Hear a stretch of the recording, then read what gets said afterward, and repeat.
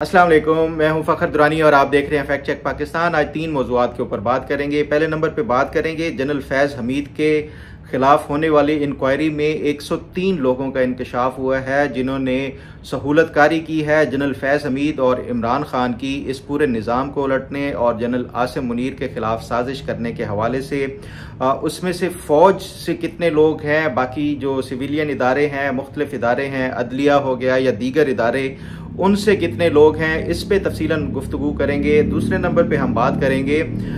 Justice Saqib Nisar ने कल जियो news से गुफ्तगू करते हुए लंदन में बताया कि ये उनका मामूल का एक दौरा है और ये उन्होंने बताया कि पाकिस्तान में होने वाले मामलात से उनका कोई ताल्लुक़ नहीं है। मेरी जो इतलात हैं, जस्टिस साकिब निसार को बिल्कुल ये सारा इल्म था कि आगे क्या अनफोल्ड होने जा रहा है और ये आगे क्या क्या हालात होने जा रहे हैं, और उससे पहले ही वो पाकिस्तान से फ़रार हो गए हैं और खौफजुदा होकर फ़रार हुए हैं। इस पर भी तफसीलन गुफ्तगू करेंगे कि जस्टिस साकिब निसार को कैसे पता था।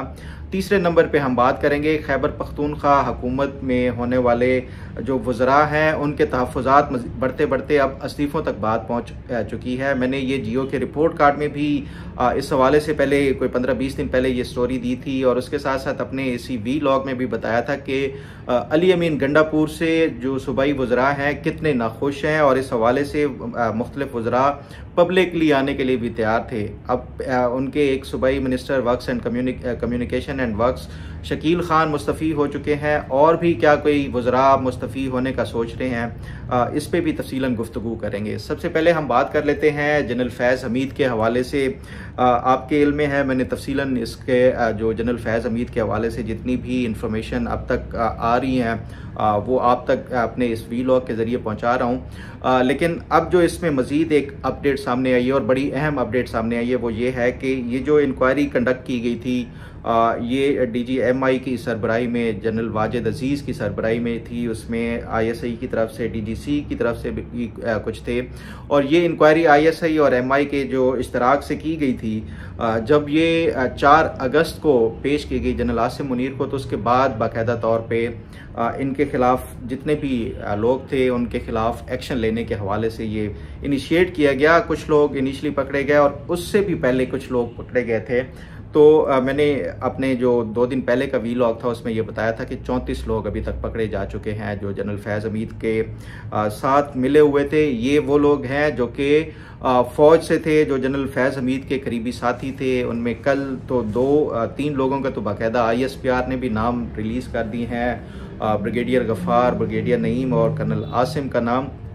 लेकिन और जो है ये जो लोग पकड़े गए उसमें ISI के सेक्टर कमांडर थे साबिक कर्नल लियाकत, वो भी, और 2 कोई और सिविलियन भी पकड़े गए थे। तो ये 34 लोग जो मेरी इतला थी, लेकिन उसमें अफसार आलम साहब जो साबिक चेयरमैन पेमरा भी और बड़े सीनियर जर्नलिस्ट हैं, उन्होंने ये दावा किया कि 52 लोग हैं। फिर मैंने उसके ऊपर मज़ीद तहकीकात की तो ये कंफर्म हुआ कि ये जो 34 लोग हैं ये इस्लामाबाद और रावलपिंडी की हदूद से जो पकड़े गए हैं और इनको रावलपिंडी में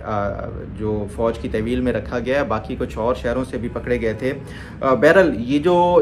कोई 52 लोग टोटल नहीं है, बल्कि ये जो लिस्ट है अभी तक जो मेरी इतलात हैं 103 लोग ऐसे हैं जिन्होंने इमरान खान और जनरल फैज़ हमीद की सहूलतकारी के लिए मुख्तलिफ काम सर अंजाम दिए और ये एक पूरा नेटवर्क था सहूलतकारी का, जिसने ये पूरा एक हुकूमत, मौजूदा जो हुकूमत है उसके ख़िलाफ़ साजिश और उसके साथ साथ जो जनरल आसिम मुनीर है मौजूदा आर्मी चीफ, उनके ख़िलाफ़ साजिश के हवाले से ये मुलविस पाए गए हैं। और इनके ख़िलाफ़ जो मेरी इतलात हैं कि बड़ी सख्त से सख्त कार्रवाई और तादीबी कार्रवाई की जाएगी। इस हवाले से जो मैंने मुख्तलिफ अपने ज़राए हैं उनसे ये पूछा कि ये 103 लोग कौन हैं ऐसे, ख़ास तौर पे क्योंकि अभी तक तो जो नाम आए हैं वो सिर्फ फ़ौज में से ही आए हैं और जनरल फैज़ हमीद और ये 3 जो 2 ब्रिगेडियर और एक कर्नल के अलावा पब्लिकली कोई इस तरह का अनाउंस नहीं किया गया ISPR की तरफ से। तो ज़राए ये बताते हैं कि वो नाम जो कि कुछ पहले पब्लिक हो चुके थे, इसी वजह से ISPR ने ये नाम जारी किए, क्योंकि ये जो ब्रिगेडियर गफ़ार हैं या ब्रिगेडियर नईम हैं, इनका नाम ऑलरेडी कुंवर मुइज़ की जो सुप्रीम कोर्ट में दायर करदा एक पिटीशन थी उसमें भी दिया गया था, तो इसलिए ये पब्लिक किए गए हैं। बाकियों के नाम सीगा राज में रखे जाएंगे। जो टोटल 103 लोग हैं उसमें से 2/3 मेरे ये ज़राए बता रहे हैं कि उनका ताल्लुक फ़ौज से है और जो 1/3 है या 1/3 उनका ताल्लुक मुख्तलिफ इदारों से है। उसमें अदलिया के कुछ सर्विंग लोग हैं, कुछ रिटायर्ड लोग हैं, बाकी कुछ ब्यूरोक्रेसी में से हैं, कुछ बिजनेस कम्युनिटी के हैं। तो ये इस तरह टोटल 103 की मेरे ज़राए ये बताते हैं कि ये एक जो 103 है ये इससे लिस्ट कहीं बड़ी आगे मज़ीद जाएगी, क्योंकि जूं इन्वेस्टिगेशन होगी इन लोगों से और जूं तहकीकात के दौरान जो इनके मज़ीद सहूलतकार हैं वो भी सामने आएंगे। लेकिन इनिशली जो एक लिस्ट तैयार की गई है जो ये इंक्वायरी रिपोर्ट की उसमें रोशनी में वो 103 लोग सहूलतकार थे। आपके इल्म में होगा कि जब ये निगरान दौरे हुकूमत था उसमें एक अनवारुल हक काकड़ जो साबिक निगरान वज़ीर आज़म थे उन्होंने ये एक अनाउंस किया था, बल्कि ये बताया था कि उनके पास इंफॉर्मेशन बेस्ड ये मालूमात हैं कि जो जनरल इमरान खान थे, ये 9 मई का जो वाक़या था वो दरअसल फ़ौज के ख़िलाफ़ अंदर बगावत पैदा करने के हवाले से था।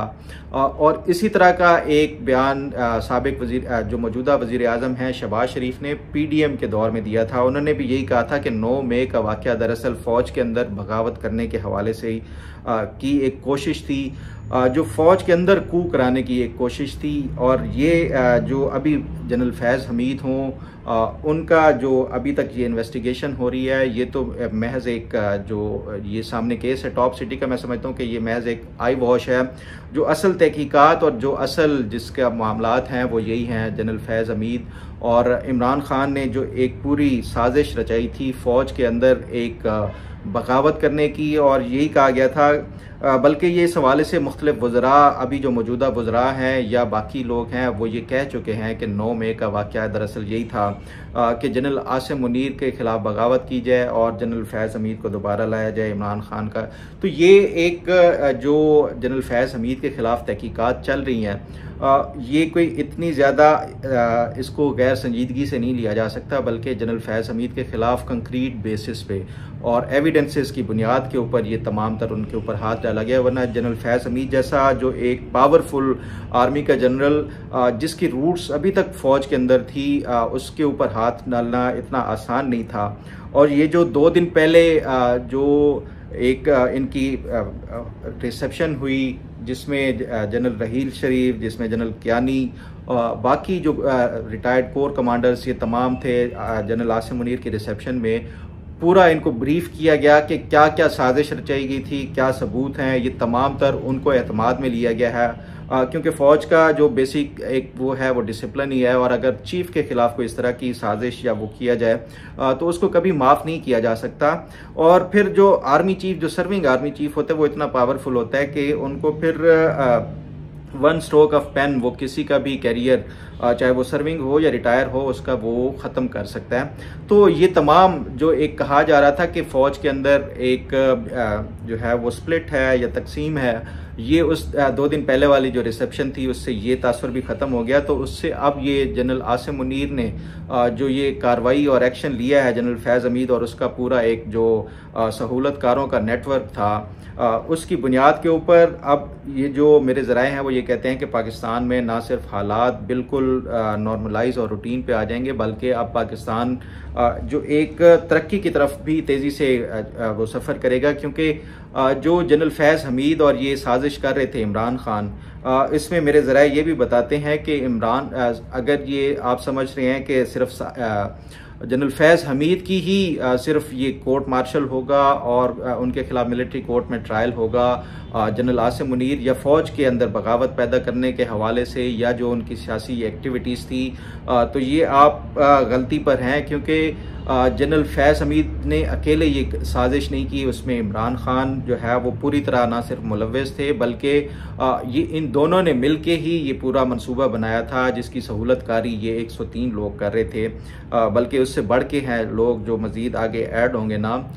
तो उसमें सिर्फ जनरल फैज़ हमीद को ही सज़ा नहीं होगी मिलिट्री कोर्ट में, आप देखेंगे कि आने वाले दिनों में इमरान खान के ख़िलाफ़ भी मिलिट्री कोर्ट में ट्रायल होगा और ये इसी साजिश के हवाले से ही होगा जो आर्मी के ख़िलाफ़ बगावत और साजिश का वो किया गया था केस, और 9 मई को बुनियाद बनाते हुए इमरान खान का मिलिट्री कोर्ट में ट्रायल होगा। ये आपको याद हो कि कोई 1 महीने से इमरान खान ये इस तरह की रट लगा रहे थे कि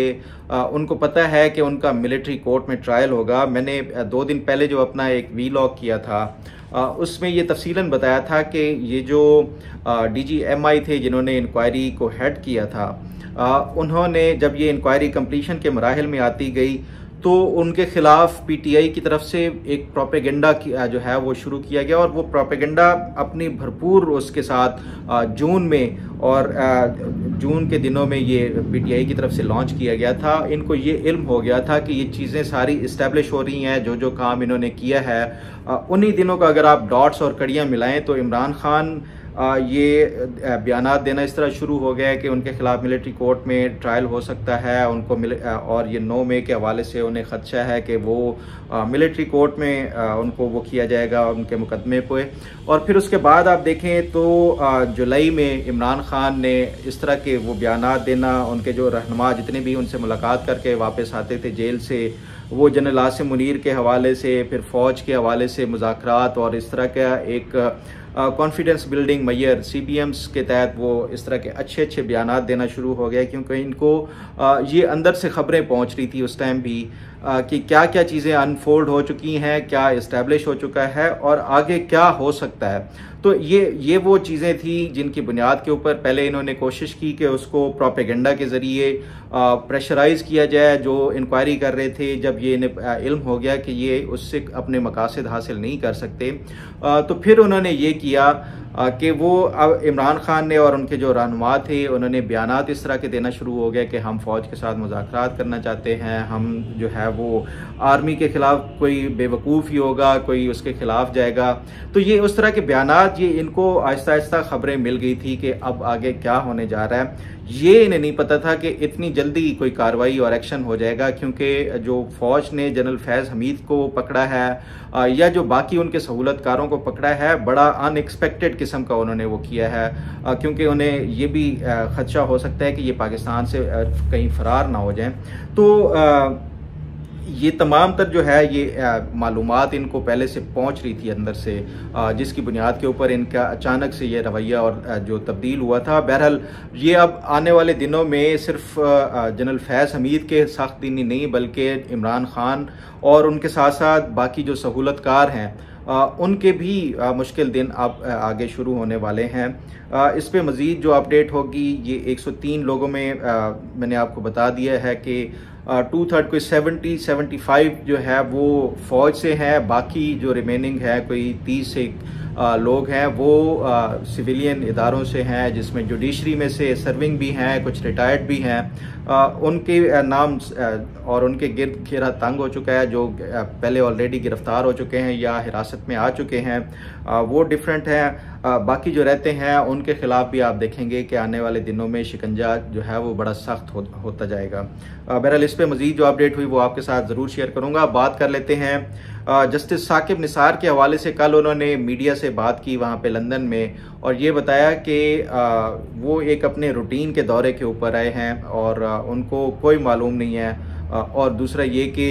पाकिस्तान में जो मौजूदा हालात अनफोल्ड हो रहे हैं उससे उनका कोई ताल्लुक़ नहीं है। मेरी जो इतलात हैं जस्टिस साकिब निसार को भी, जिस तरह इमरान खान को या जो इसके इमरान खान के बाकी सहूलतकार और फैज़ हमीद के सहूलतकार थे, उसी तरह जस्टिस साकिब निसार को भी ये तमाम चीज़ों का इल्म था। और इस हवाले से सिर्फ जस्टिस साकिब निसार को भी नहीं बल्कि ये इस पूरे नेटवर्क को इल्म था।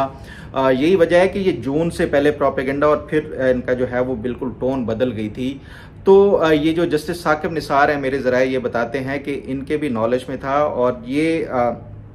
इसी वजह से यहाँ पाकिस्तान से इन्होंने फ़रार होने की जो है वो ज़्यादा वो किया, और ये खौफ से पाकिस्तान से भागे हैं। और इस हवाले से जो मेरे ज़राए हैं वो ये बताते हैं कि सिर्फ यही नहीं, इनको ना सिर्फ जस्टिस साकिब निसार को, जो बाकी जजेस हैं कुछ वो भी अब बड़ा वो कॉन्शियस हो गए हैं और इस हवाले से बड़ा मोहतात रवैया अख्तियार कर रहे हैं, जिनका नाम ये कहा जा रहा है। उसमें चाहे वो हाई कोर्ट्स के जजेस हों या सुप्रीम कोर्ट के जजेस हों, उन सबको इल्म हो चुका है कि क्या आगे होने जा रहा है, और उनका जो जो किरदार था वो सामने आ चुका है और इस हवाले से वो बड़े मोहतात हो गए हैं। ख़ास तौर पे वो किस तरह कम्युनिकेट करना है, किससे मिलना है, किससे बात करनी है, क्या करनी है, ये अब बड़े एहतियात के साथ ये तमाम तर जो है वो मामलात को वो संभाला जा रहा है। इस पे भी जो मेरे ज़राए हैं ये बताते हैं कि जुडिशरी में आने वाले दिनों में एक बहुत बड़ा जो है वो कोई भूचाल आ सकता है। वो कितनी जल्दी आता है, जिस तरह जनरल फैज़ हमीद का ये एक्सपेक्ट नहीं किया जा रहा था कि फ़ौज इस तरह जल्दी से उनके ऊपर वो करेगी। इस तरह जुडिशरी के ऊपर भी आने वाले दिनों में कोई इस तरह की आप खबरें सुनने में आ सकती हैं। इस पर मज़ीद जो अपडेट हुई वो भी आपके साथ शेयर करूँगा। अब आपके साथ शेयर करते हैं कि जो खैबर पख्तूनख्वा के वज़रा हैं या उसके साथ साथ जो मेंबरान हैं सूबाई असम्बली के, उनके तहफ़्फ़ुज़ात के हवाले से मैंने 2 बार रिपोर्ट किया। एक बार कोई 15-20 दिन पहले जियो के रिपोर्ट कार्ड प्रोग्राम में, और उसके साथ साथ टॉक शॉक में भी और अपने प्रोग्राम में भी ये मैंने बताया कि किस तरह जो सूबाई वज़रा हैं खैबर पख्तूनख्वा के वो अली अमीन गंडापुर से नाखुश हैं। उसकी बुनियादी वजह एक तो करप्शन मुबैना तौर पे जो इनके ऊपर इल्ज़ामात लग रहे हैं, दूसरा अली अमीन गंडापुर अपने किसी भी जो सूबाई वज़ीर है उसको कॉन्फिडेंस में नहीं लेते। कोई फ़ैसला साजी के हवाले से ना कोई पॉलिसी डिस्कस करते हैं। वो ये समझते हैं कि क्योंकि इमरान खान ने उनको ये ज़िम्मेदारी दी है तो वो अकेले ही इसको निभाएंगे। किसी सूबाई वज़ीर को ना कॉन्फिडेंस में, ना सूबाई काबीना में कोई इस तरह के मामलात को डिस्कस किया जाता है, और ना ही बाकी जो सूबाई असम्बली के मेंबरान हैं उनके साथ ये डिस्कस किया जाता है। ज़्यादा से ज़्यादा जो मेरे ज़राए ये बताते थे कि अली अमीन गंडापुर और फैसल गंडापुर जो इनके भाई हैं वही आपस में तय कर लेते थे कि क्या करना है, कौन सा मनसूबा लाना है, कौन सी पॉलिसी बयान देना है। ये सारा कुछ ये एक फैमिली की उसमें सूरत में ये चला रहे थे वहाँ पे, जिसकी बुनियाद के ऊपर पहले वज़रा ने, जो सूबाई वज़रा थे, उन्होंने काबीना के अंदर इंडोर अपनी जो शिकायत थी और तहफ़्फ़ुज़ात थे उसका इजहार किया अली अमीन गंडापुर से, जिसका अली अमीन गंडापुर ने कहा कि ये जो वोट है ये इमरान खान का है और इमरान खान ने मुझे ज़िम्मेदारी दी है, मैं आप लोगों को जवाब दे नहीं हूँ, और ये जितने भी फ़ैसले हैं मैं ये इमरान खान की मंजूरी से ही ये सारे फ़ैसले लेता हूँ। बहरहाल उन्होंने सूबाई वज़रा जो थे उनको बिल्कुल खातिर में नहीं लाया, और उसके साथ साथ जो सूबाई वैसे अरकान है असम्बली के, उनको तो वैसे ही इतनी ज़्यादा वो नहीं है कि अगर सूबाई वज़रा का नहीं सुनते वो। तो ये अब उसका जो पहला एक नतीजा सामने आ गया है। एक सूबाई वज़ीर communication and works Shakeel Khan ने इस्तीफ़ा दे दिया है। मेरी इत्तला यही है कि मज़ीद भी कुछ वज़रा इस हवाले से सोच रहे हैं। शकील खान ने अली अमीन गंडापुर की ना सिर्फ करप्शन को बेनकाब किया और उसके साथ साथ ये भी कहा कि जो इस टाइम वहाँ पे खैबर पख्तूनख्वा के अंदर करप्शन हो रही है वो तमाम रिकॉर्ड अपने तोड़ रही है। तो इस हवाले से आने वाले दिनों में मज़ीद कोई सूबाई वज़रा के इस तरह इस्तीफ़े भी सामने आ सकते हैं, या पब्लिकली वो भी अपने जो तहफ़्फ़ुज़ात हैं उसका इजहार कर सकते हैं। इस पे मज़ीद जो भी अपडेट हुई वो आपके साथ ज़रूर शेयर करूँगा। उम्मीद है आपको आज का प्रोग्राम भी पसंद आएगा। अल्लाह ताला आपका हामी व नासिर हो। अल्लाह हाफ़िज़।